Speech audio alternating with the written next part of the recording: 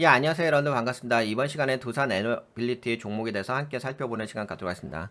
네, 두산 에너빌리티가 종가 기준으로 해가지고 네, 5.95% 상승해줬죠. 오늘은 그 원전 관련된 종목들이 부각을 받았습니다. 시장에서. S&T 에너지가 24.22% 올라왔고요. 그 다음에 뭐 한전산업도 상한가 한번 찍었고요. 그리고 두산 에너빌리티도 네, 월요일날 7월 8일 월요일 이어서 오늘도 상승해줬고요. 근데 두산 에너빌리티는 제가 이전 시간에 좀 다뤘죠. 우선 기술적 관점에서 말씀드릴게요. 기술적 관점으로 본다면 추세선을 다 돌렸습니다. 예, 돌리면서 요 공간이 있다고 말씀드렸고 아니나 다를까 좀 올라갔어요. 이때 당시 제 갭상승을 했었죠. 예, 갭상승을 하면서 올라갔는데 여기가 모양새가 갭을 매끄러 내려오려다 메꾸지 않고서 약간 쌍바닥을 주면서 올라가고 있어요. 그래서 뭐 차트의 움직임으로 봤을 때는 긍정적인 움직임이 있다라는 부분이 있고요. 왜냐하면 뭐 기술적으로 차트를 돌린 부분도 있고 약간 쌍바닥을 주고 있는 부분도 있고 그냥 기술적 관점에서 말씀드리는 것 뿐이에요. 뭐 여러 관점이 있으니까 차트를 분석할 적에. 그리고 재료 관점으로 이야기를 한다고 한다면은 오늘 기사가 나온 게 한전 산업, 두산 등 원전주, 체코 원전 수주 기대에 상승했다는 소식. 체코 정부는 조만간 신규 원전 건설 프로젝트의 우선 협상 대상자를 선정한다. 입찰 경쟁자인 프랑스 전력공사가 러시아와 협력 관계 때문에 한국 업체들이 수주할 가능성이 높다는 관측이 나온다. 이런 이야기가 있고요. 그 다음에 또 어떤 이야기가 있냐면 원전 업계에 따르면 체코 정부는 17일이라고 한다면 지금 제가 방송하는 게 7월 9일이잖아요.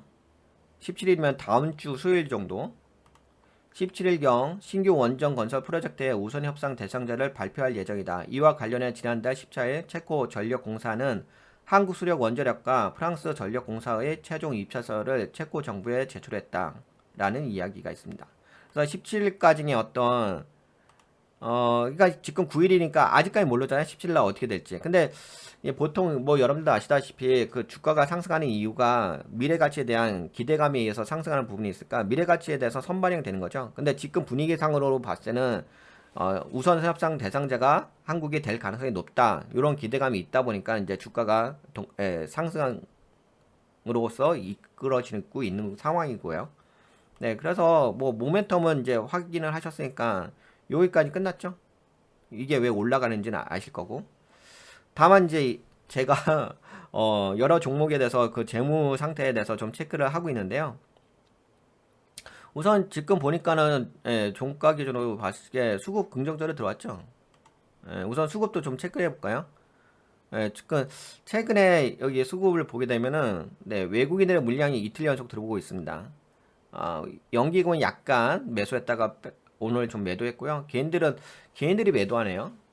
우선은 뭐 개인들이 매도하는 관점을 봤을 때는 차트는 좀 긍정적으로 움직이고 있다라고 볼 수가 있긴 하겠죠. 수급 관점으로 봤을 때는 네, 긍정적인 움직임은 있습니다.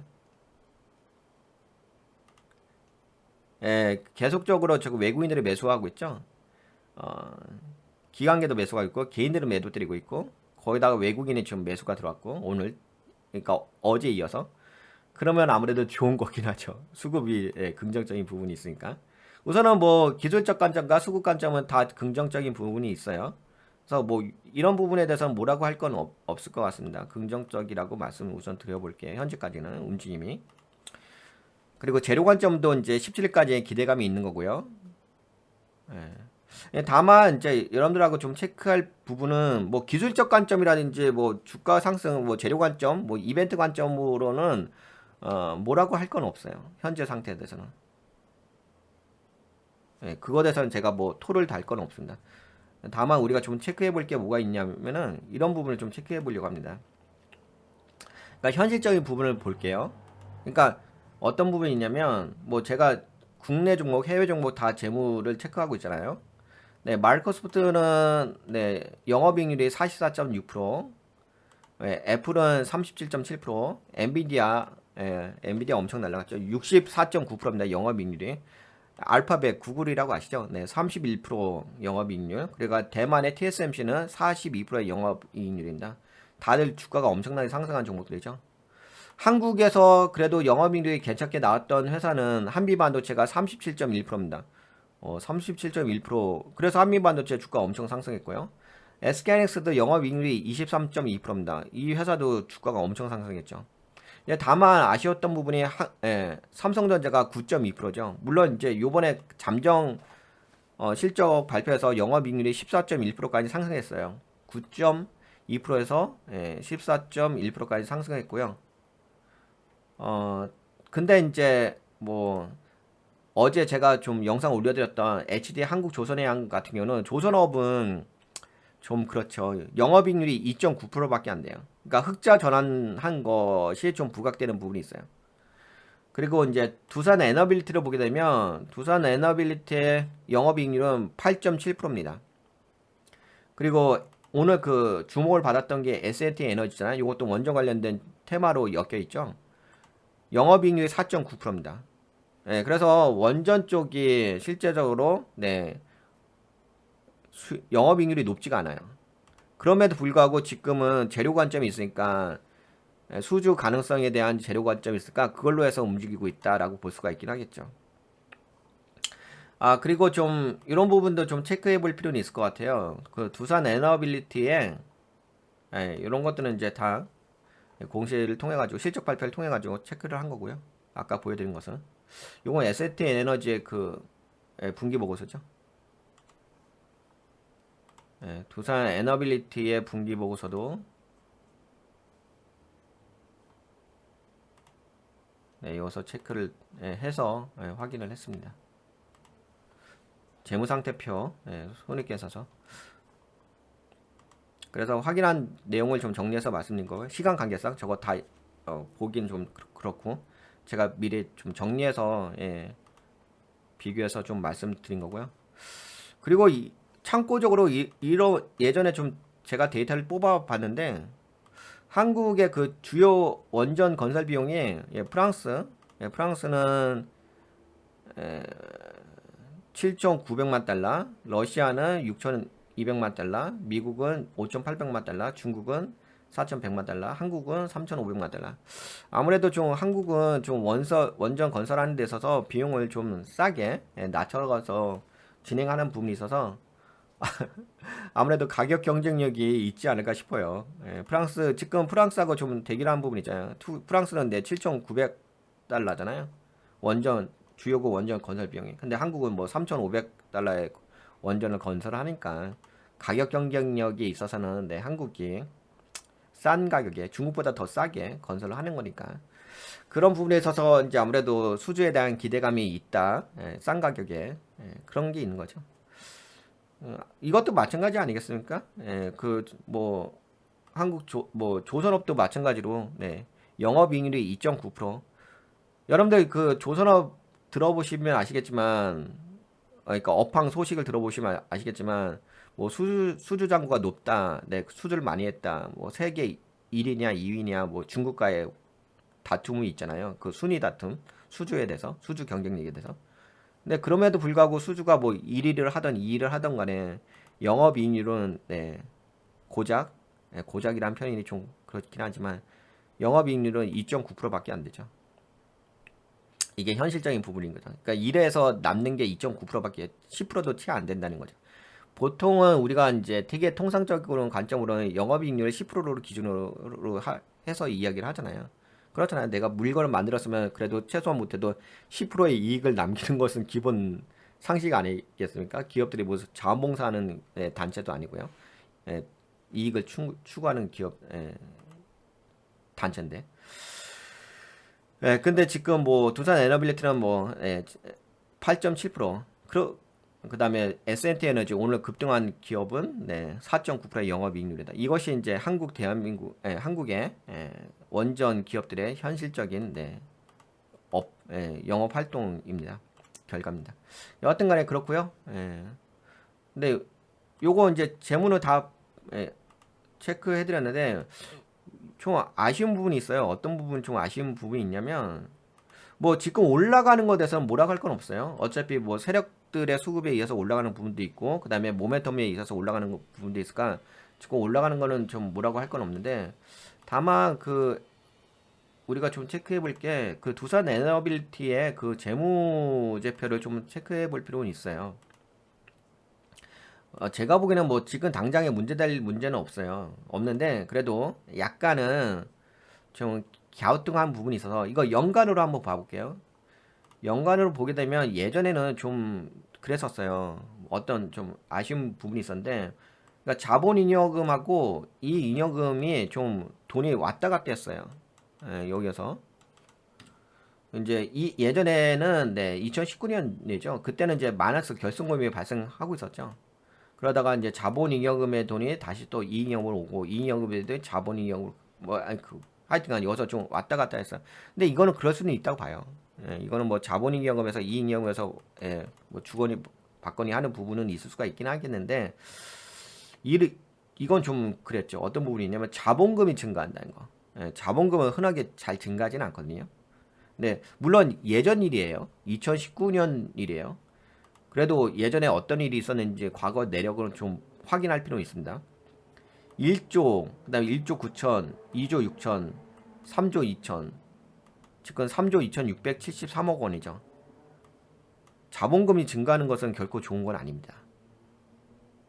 그러니까 자본이익금과 네, 이 잉여금에서의 거래는 좀 있을 수는 있어요. 근데 그것도 좋은 건 아닌데 있을 수는 있어요. 그래서 그런가 보다 이렇게 할 수는 있는데 자본금이 증가하는 것은 결코 좋진 않죠. 근데 예전에 증가했어요. 근데 지금은 증가하지는 않으니까는 괜찮긴 해요. 지금은 3조 2천억 원이잖아요. 여기에서 좀 머물러 있어요. 3조 2천 그래도 몇백억 원은 증가했어요. 이런 것도 좋은 건 아니에요. 3조 2,560억 원에서 이거 2022년이잖아요. 기준. 이때가 3조 2,560억 원에서 3조 2,673억 원이다. 약 100억 원 정도가 증가했잖아요. 이런 것도 결코 좋은 건 아닙니다. 이게 조단위다 보니까 별로 느껴지지가 않는데 이렇게 살짝 증가하는 것도 결코 좋은 건 아니에요. 하지만 뭐 그럼에도 불구하고 뭐 크게 증가하는 건 아니니까 크게 신경 쓸 필요까지는 없는데 그리고 예, 최근에 5분기에서는 그 자본금이 증가하지 않았죠. 그나마 다행이긴 합니다. 예, 지금 3조 2,673억 원 머물러 있죠. 예, 그래서 최근에 5개 분기에서 뭐 자본금이 증가하지 않았기 때문에 뭐 큰 문제는 없을 것 같고 다만 좀 이게 애매해요. 여기 자본잉여금이 1조 7천억 원이잖아요. 근데 여기 갑자기 1조 5천억으로 줄어들고 갑자기 이 잉여금이 여기서 좀 줄어들어요. 1조 2천억 원, 1조 3천억 원, 1조 4천억 원에서 증가했죠. 1조 2천억 원에서 1조 4천억 원 증가했죠. 근데 1조 1천억 원으로 줄어들죠. 그러더니 갑자기 예, 이 잉여금이 1조 4천억 원으로 증가하죠. 그리고 자본잉여금이 1조 5천억 원으로 줄어들죠. 예, 그래서 이런 부분이 좀 아쉬운 부분이 있어요. 예, 물론 이제 제가 보니까는 그래도 이 회사가 예, 돈을 벌긴 벌더라고요. 순이익이 있어요. 예, 공시에 가보시게 되면은 그 문제가 될 건 아니에요. 제가 보기에는 지금 당장으로서는 뭐 문제가 될 소지가 있어 보이진 않아 보이긴 합니다.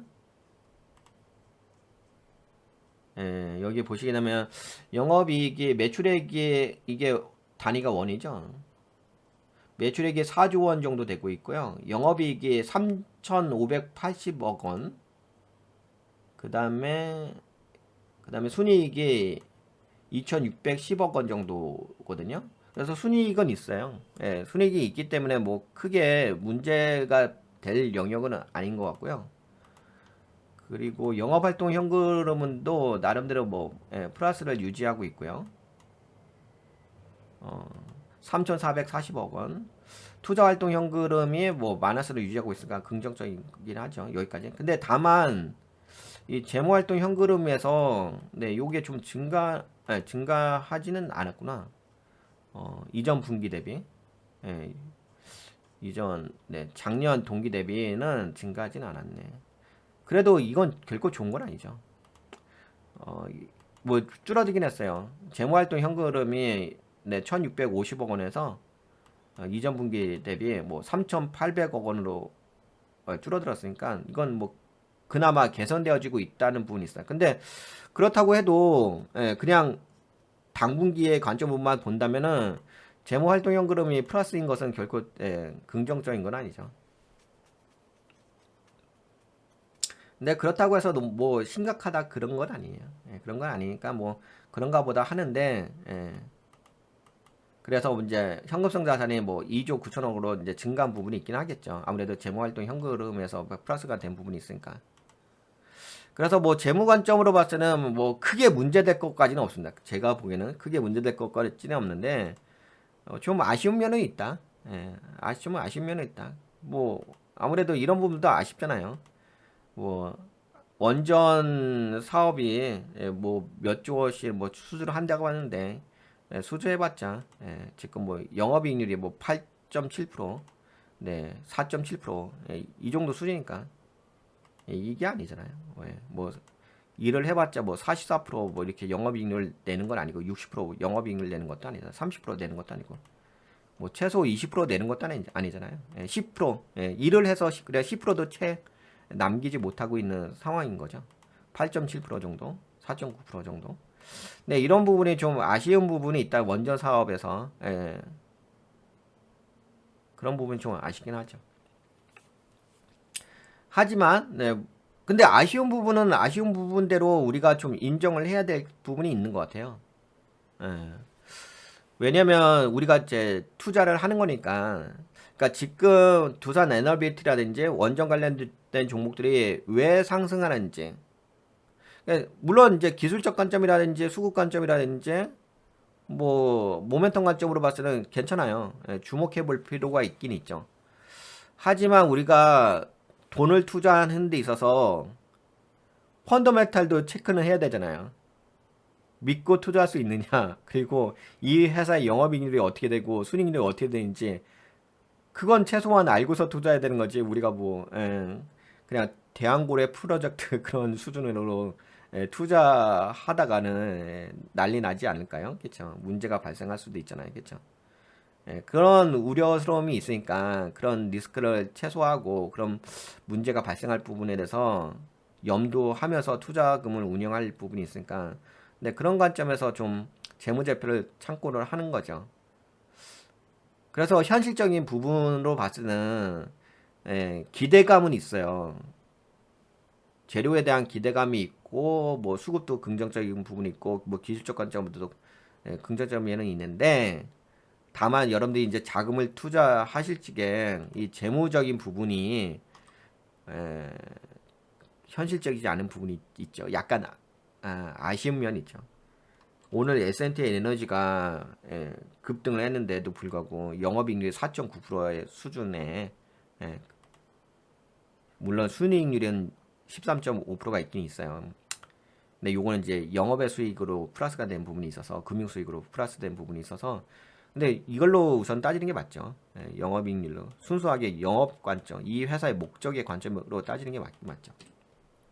물론 이제 순이익률도 무시 못해요. 왜냐면 이거는 이제 주주 가치의 영역이 있기 때문에 이 부분도 그렇게 우습게 볼 건 아니다. 그래도 뭐 13.5%까지 뭐 순이익률이 있는 거는 긍정적이긴 하죠. 하지만 단순하게 영업이익률 관점으로 봤을 때는 10%도 채 안 되는 그 수준에서 지금 원전 사업이 이루어지는 부분이 있다는 거, 그 부분은 좀 매우 매우 아쉽다. 근데 한국에서 제가 지금 뭐 주요 기업들을 좀 체크해 보고 있는데 SK하이닉스가 23.2%, 한미반도체가 37.1%. 그래서 엄청 날라간 거 펀더멘탈 받쳐주긴 하죠.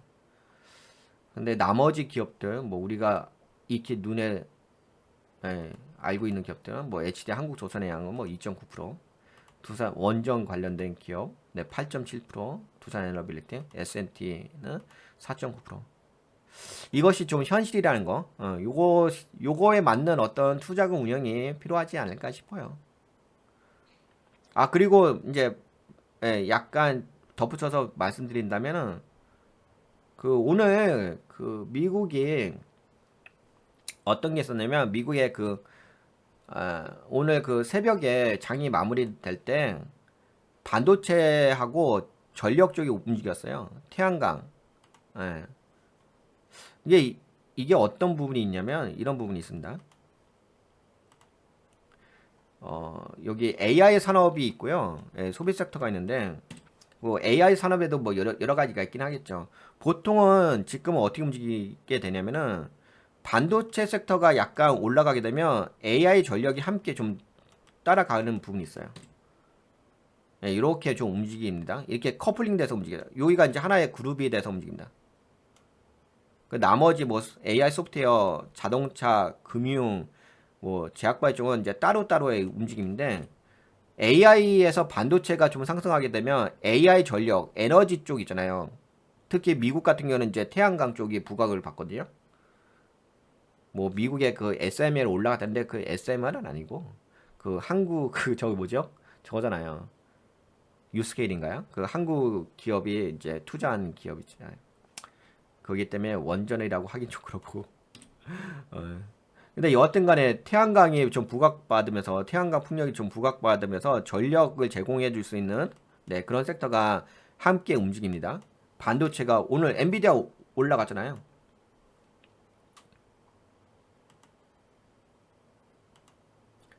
예, 지금 엔비디아뿐만 아니라 예, 여기 보시게 되면 미국은 반도체 섹터가 쭉 올라갔어요. 예, 엔비디아 뭐 TSMC 해가지고 ARM도 올라가고요. 예, 좀 올라갔어요. 예, 그쵸? 예, 올라갔잖아요. 예. 근데 이제 이렇게 가는데 한국이 좀 애매한 부분이 있더라고요. 한국을 좀 살짝 본다면은 한국은 과연 그렇게 움직였을까? 이거 봐보세요. 한국은 그렇지는 않. 그래도 선방하긴 했다. 삼성전자 약간 0.46, SK하이닉스도 그래도 약간 올라가고 한미반도체 그래도 약간 선방하긴 했네. 많이 올라간 건 아닌데, 예, 그래도 그냥 선방했다 그러고 봐야 되겠네. 미국 같은 경우는 좀 반도체가 같이 쭉 올라가줬긴 했는데 지금 약간 그래도 선방해줬다고 볼게요. 예, 반도체 섹터가 왜냐면 그렇게까지 쭉 빠진 건 아니기 때문에 마이너스도 있긴 있어요. 있는데 근데 이렇게 되면서 아까 전에 한국은 어디가 좀 주목받았냐면은 한국도 태양광 풍력 쪽이 살짝 올라가는 모양새가 있긴 있는데 그렇게까지 많이 올라가지는 않았고요. 한국은 네 여기죠. 예, 원전 쪽이 좀 주목을 받은 거죠. 태양광 쪽은 그냥 뭐 1% 정도만 그냥 몇몇 종목만 올라간 거고. 근데 미국은 다시 보여드린다면 미국 같은 경우는 근데 이걸 왜 여기 태양광은 왜 쭉 날라가잖아요. 여기 태양광. 그치? 네, 선파워 뭐 솔라 엣지 테크놀로지 했어요. 예, 많이 올라갔죠. 근데 이거 봐보세요. 이게 그 미국의 그 원전이 올라갔다는데 근데 미국은 원전이 없어요. 예, 제가 원전 관련된 정보 찾아봤는데 미국은요 원전이 아니라 우라늄이에요, 우라늄. 이게 유스케일 파워가 이거는 미국에 상장된 기업이긴 해요. 근데 이거는 한국이 2대 주주로 있는 기업이잖아요. 제가 보기에는 거의 한국 기업이 아닌가 싶어요. 네, 한국 기업이 많이 그 지분을 갖고 있는 네, 업체이기 때문에 미국에서 그 뉴스케일이 올라갔다고 하는 것은 네, 한국에 원전 관련된 이슈가 있어서 올라갔다 그렇게 보면 됐고요.